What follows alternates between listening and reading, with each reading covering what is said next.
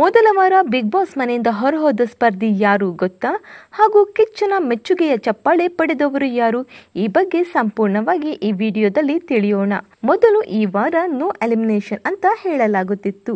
ಆದರೆ ಈ ವಾರ ಒಂದು ಮಹಿಳಾ ಸ್ಪರ್ಧಿಯ ಎಲಿಮಿನೇಷನ್ ಆಗಿದೆ. ಹೌದು, ಯಮುನಾ ಶ್ರೀನಿಧಿರವರು ಬಿಗ್ ಬಾಸ್ ಮನೆಯಿಂದ ಹೊರಹೋದ ಮೊದಲ ಸ್ಪರ್ಧಿ. ಹಾಗೂ ಈ ವಾರ ಕಿಚ್ಚನ ಚಪ್ಪಾಳೆ ಯಾರಿಗೂ ಸಿಗೋದಿಲ್ಲ. ಇನ್ನು ಕಿಚ್ಚನ ಭಾನುವಾರದ ಪಂಚಾಯಿತಿಯಲ್ಲಿ ರಂಜಿತ್ ರವರಿಗೆ ಅತಿ ಹೆಚ್ಚು ಸೂಪರ್ ಹಿಟ್ ಬ್ಯಾಚ್ಗಳು ಸಿಕ್ಕರೆ, ಜಗದೀಶ್ ರವರಿಗೆ ಅತಿ ಹೆಚ್ಚು ಫ್ಲಾಪ್ ಬ್ಯಾಚ್ ಸಿಕ್ಕಿದೆ.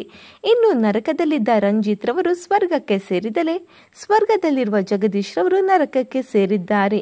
ಇನ್ನು ಈ ವಾರದ ಕಿಚ್ಚನ ಪಂಚಾಯಿತಿ ನಿಮಗೆ ಇಷ್ಟವಾಯ್ತಾ ಇಲ್ಲವಾ ಅಂತ ಕಮೆಂಟ್ ಮೂಲಕ ತಿಳಿಸಿ. ಈ ಒಂದು ವಿಡಿಯೋ ನಿಮಗೆ ಇಷ್ಟವಾಗಿದ್ದರೆ ಲೈಕ್ ಮಾಡಿ, ಶೇರ್ ಮಾಡಿ, ನಮ್ಮ ಚಿಟ್ಟ ಹೆಜ್ಜೆ ಚಾನಲ್ನ ಸಬ್ಸ್ಕ್ರೈಬ್ ಮಾಡ್ಕೊಳ್ಳಿ.